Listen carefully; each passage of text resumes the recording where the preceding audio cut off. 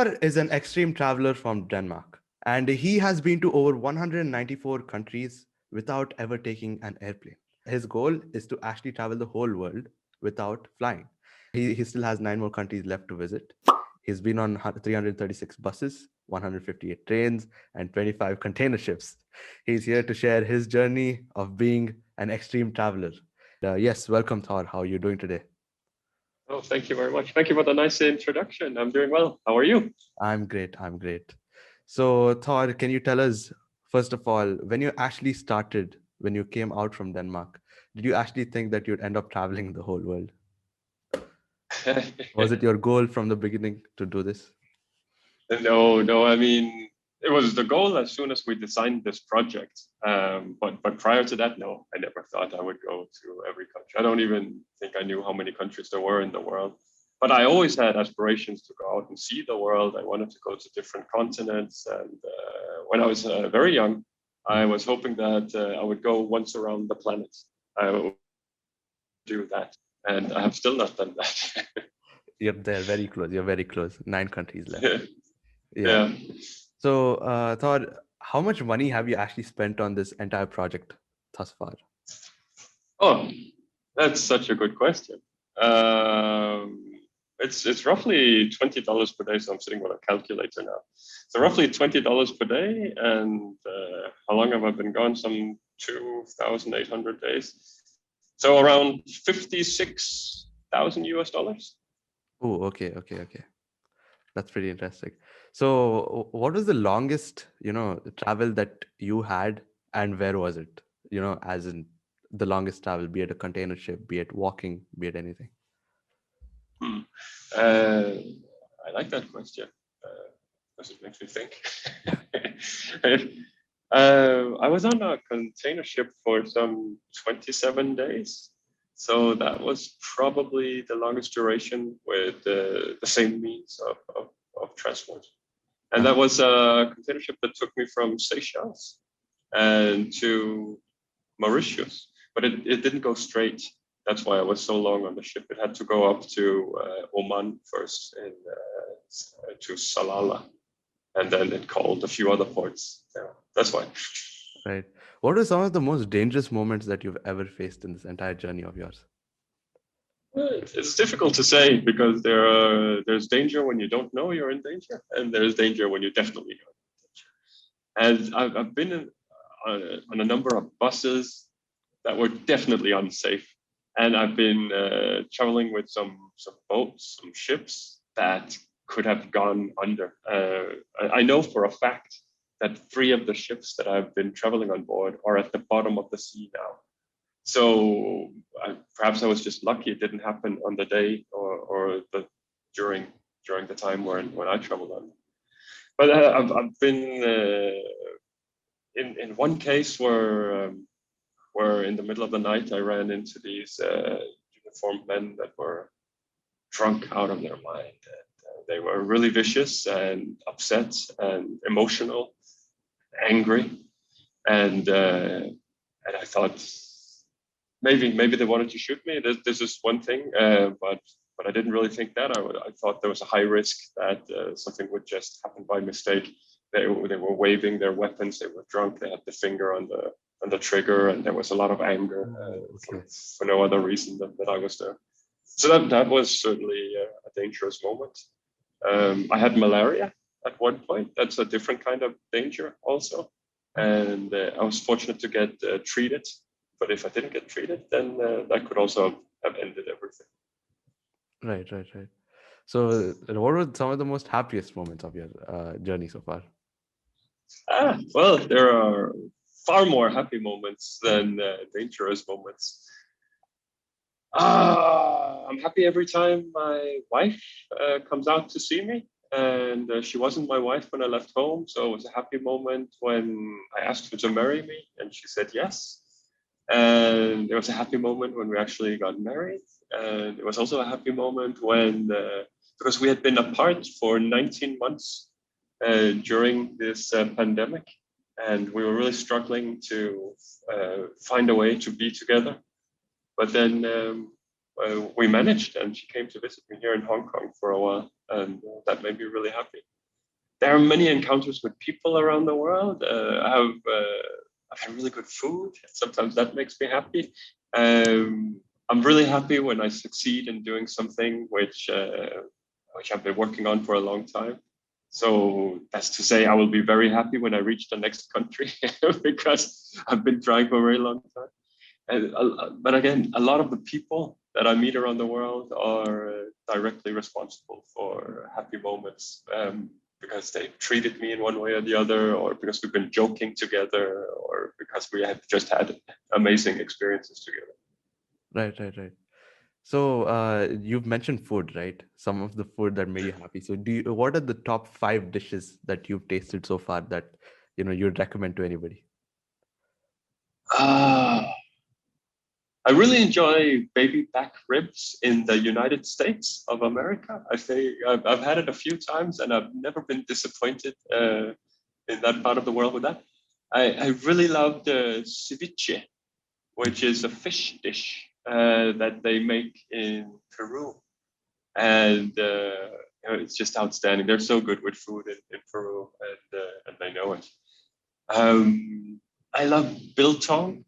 Biltong is dried meat. It's sort of like beef jerky, but not quite the same procedure. And I had kudo biltong from South Africa, which was fantastic. In Central Africa, I was eating fish with my hands. This was a very typical street dish, grilled fish with manioc and some sauce and some onion and so on. And that was mind-blowing, really, really good. And for fifth one, I will say laksa. Laksa is a Malay dish, and I had it for the first time when I was in Singapore. And I'm crazy for laksa. But it's unfair to create a list with 5 because I could keep going and going and going. But that's really interesting. You know, like so many things. So now that you've traveled so many countries, you might have caught some foreign words as well. So what are some foreign languages that you know, or foreign, at least a good amount? Yeah, so I remember when I was in Albania, I was trying to learn how to say hello and how to say thank you and how to say sorry. These are some words that I try to learn almost anywhere I go. And then when I leave the country, then usually I forget again. And I was having the hardest time learning how to say thank you in Albania. And, if you want to say thank you in my language, in Danish, then you just say tak, tak, very simple, Yeah. tak. Tak. And in English, it's thank you, which is also very simple. And in German, it's danke, and so on and so forth. So I think saying thank you should be really, really simple. But in Albania, it wasn't a short, simple word, and I was struggling to remember it. And as soon as I left Albania, I remembered that it was falaminderit. And I've been able to remember that ever since for some reason. So I know that in Albania, if I want to say thank you, I say falaminderit. And in Turkey, you say teşekkür ederim. And that's thank you very much in Turkish.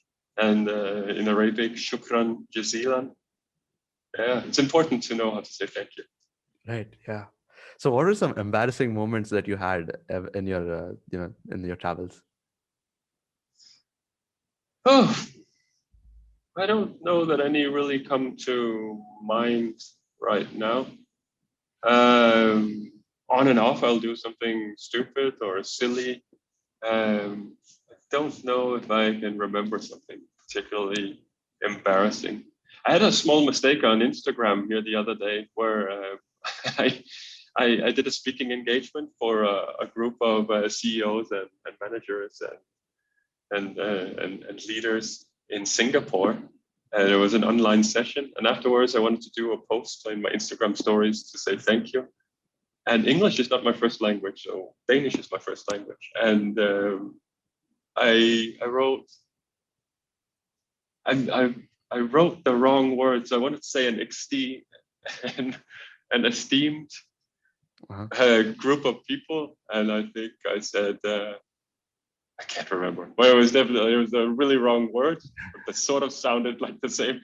And I noticed as soon as I did the story, so I thought, okay, I can delete the story and do it again. But I thought it would be more funny to do the story with the wrong word and then have a line go through and then have the correct word underneath. That's a little bit embarrassing. But I like to own, if I do something stupid, then I like to own it. I don't like to hide it. I like that. Because I'm not perfect by far. I'm not perfect. I do a lot of mistakes and people might as well just know. Yeah. So you did mention that you have these $20, you spend $20 a day. So how do you find Yeah. these, cheap ways to actually, sustain yourself? Right. Yeah. So as you mentioned, the project budget is $20 per day, and it's to be understood as a average. So if I spend $10 today only, then I have $30 tomorrow. And sometimes I need to buy a visa that costs me $100, and then I need to save the money somewhere else. So on average, the $20 they go to transportation, accommodation, meals, and visas. And the visas are non-negotiable. There's nothing you can do. The visa comes at a set price, and you just have to pay that. But you can save on the other three elements. So I travel with public transportation, and that's usually cheap. But then in some countries, you'll have various levels of public transportation. So you can have the high luxury bus with Wi-Fi and a meal and air conditioned and so on. And then the chicken bus with no air conditioning, no meals, and maybe no glass in the windows. And it's a lot slower and it stops everywhere. And in that case, I often have to go with the chicken bus to stay on budget. I meet a lot of people, and sometimes they invite me to stay inside their home, and then I save money on accommodation. So that's amazing.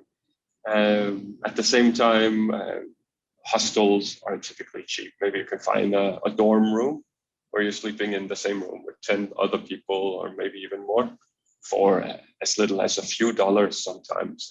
Sometimes it's $6 or $7, and that can even include Wi-Fi and breakfast. So that can be a good deal.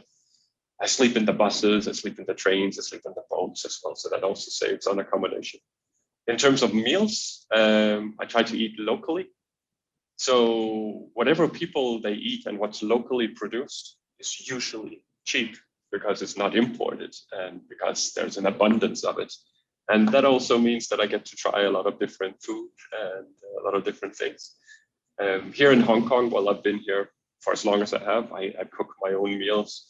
So there's the advantage of going to the grocery store and shopping long term, and then that brings down the cost. And that doesn't really work if you're traveling and you're only in a country for 2 or 3 days before going to the next place.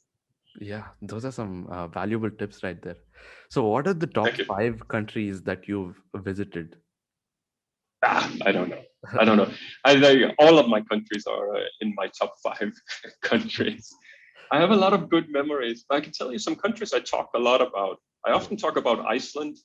So let's say that's in my top 5 category. I think Iceland is a truly amazing country in oh so many ways. And I often talk about Nigeria. I'm really passionate about Nigeria as well. I often talk about North Korea because I think it's a very interesting country as well. So that could also be a top country. I often talk about the Solomon Islands. I have a particular story from Solomon Islands that I often share. So that would also be top 5. And then we could add any country, I could pick anything. What else do I talk a lot about? Well, I'd say Ethiopia. And then Ethiopia is a truly unique country within the African continent. Africa is a very large continent with 54 countries, and Ethiopia is just one out of 54. But Ethiopia is the only country which was not colonized.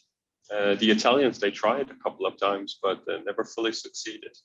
And it's the most mountainous country in all of Africa. It's a very large country, also a large population. The food is magnificent and very unique. The cultures across the country, the fauna and the flora. It's a very special country. Yeah. So, which country do you think has the friendliest people so far? That's also hard to say. Immediately, I would probably just say Uganda, because when I was in Uganda, I felt like people were so helpful, and I could almost meet a stranger who would then come up and give me a hug. Ah, So I thought people were very, very friendly in Uganda, and I thought it was a really, really nice culture where I was at least. Again, it's a large country with many different cultures and different facets. But overall, I think that there's a lot of hospitality in the world. There's a lot of great hospitality in the world, and I thought people were amazing in Pakistan. Uh, but people were amazing in India as well. But there was really something special about Pakistan. And I think the reason why is because India is flooded with tourists. So a lot of Indian people are, it's commonplace to see foreigners and so on. Whereas Pakistan have less tourism. So they're a little bit surprised and they feel a little more honored when people they choose to come and visit their country. And you really feel that in the way that they repay that through hospitality. And the Arab world, I think it's so misunderstood. And you happen to be in Qatar right now, so there you go. But I think that the Arab world is full of hospitality, and it can sometimes be impossible to pay for anything. And as a minimum, there's this dance and a fight to discuss who's going to pay. But there's an honor codex where people do not want to they do not want to disappoint you, and they will do anything they can to make sure that you have a good time as a guest and you're treated well and you're sleeping well and you eat well and you see the best sights and so on. And that's sort of a general thing, but I felt it really, really strong in the Arab world. I see. So, what are your top, gear, the travel gear that you use, the top travel essentials? So things that I travel with.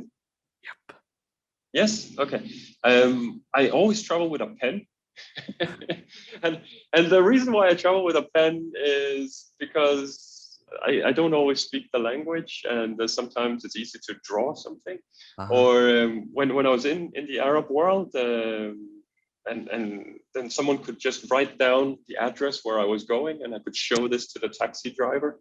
And then that requires a pen. And every time I cross a border, I need to fill out forms for immigration and customs and so on. So I needed a pen. And if there's something that you don't really want to touch with your fingers, you can use the pen and you can sort of push it a little bit. And so to take down people's telephone numbers and their email addresses and all this stuff, contact details. And also, last resort, if you're very unlucky and you're being attacked, then it's good Yeah. to have the pen and you can poke with it. But I've never been in that situation. So the pen is important to me. The passport, for obvious reasons, is an important accessory. I bring that everywhere. Right. I bring my credit card so that I can go to an ATM and I can withdraw money. My phone is an extreme essential in this modern world. Because if you go back to the 80s or the 90s, you would be traveling in a completely different way. But today, I have everything on my phone. I have maps on my phone. I have information about the country that I'm in. This is how I can locate the embassy or the Red Cross when I go to visit the Red Cross. I travel as a Goodwill ambassador of the Red Cross. Uh-huh. I used the phone to find out where the bus terminal is and to book a bus. When I was traveling through India, there was something called Red Bus, and it was an amazing app that just connected the entirety of India through buses and this network of buses. And you'd get the best deals, and many times there wouldn't be a station. The bus would just be parked on some street and so on, and you would know all of this by using this app. So then the phone becomes super essential. And the same goes for, so in many countries you have Uber, Yeah. and by using Uber, you don't have to negotiate with some taxi driver, or you maybe do not even speak the same language, and maybe you don't know fully what the price is supposed to be, and the taxi driver is trying to cheat you. With Uber, the taxi comes and it knows exactly where to bring you, and you already have a fixed price. So that's been easy. And around the world, you have apps similar to Uber. So you have Grab, and you have Karim, and you have this, and you have that, and so on. So I've been using those. The phone became really, really essential. So those are some of the things. I see. So I had one last question. Let me just see what it was. Yeah, sure. Okay. For the people who are heavily inspired by you, would you actually recommend, taking this whole trip around the world or not? I would not. Don't do it. Don't Why do not? it. I would definitely recommend to travel. I think everybody should travel. I think that there's a formal education is important, and then the education that you gain by traveling is just as important. And you cannot rely on just one or the other. I think it has to be a combination of both. But traveling expands your mind, and that's such a generic term, but it's true. You go out and you meet people, and you see how things are done in other places, and you get inspired by that. Maybe there's more than one way to do things, and you don't even know until you come out into the world and see how other people do things. And you cross borders and you meet people, and you discover that they're not so different from you, and you go out and you benefit from this incredible hospitality, which is so common around the world. So traveling is essential. People should do that. But every country in the world without flying is madness, and it's hard. And especially if you do it with my rules, where it's zero flying and more than 24 hours, and you cannot go home until you finish it. That puts me in a sort of voluntary prison, where I want to go home, but I can't do it because I have not completed the task. And I don't think people should underestimate how hard that is. Yeah. But if you want to travel to every country in the world, try it, and you will discover countries you didn't even knew existed. But my advice would be to start with a lower benchmark. Say maybe aim for 100 countries. Not many people reach 100 countries. So aim for 100, and that's going to be hard work, and it's going to be amazing at the same time. And you will meet people and see things, and you will really learn. It will be an education.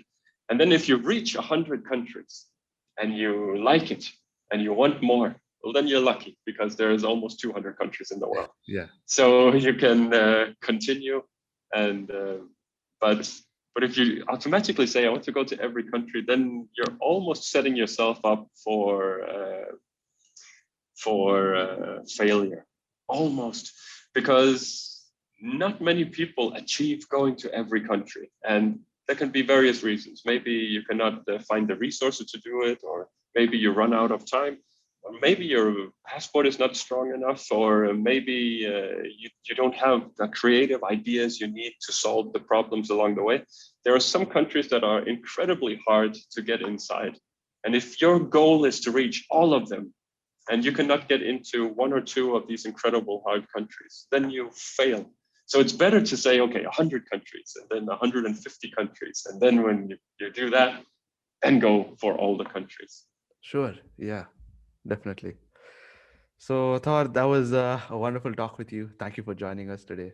And for The pleasure was mine. for the remaining 9 countries, we wish you all the best. Thank you. Thank you so much. Shukran jazeelan. Thank you.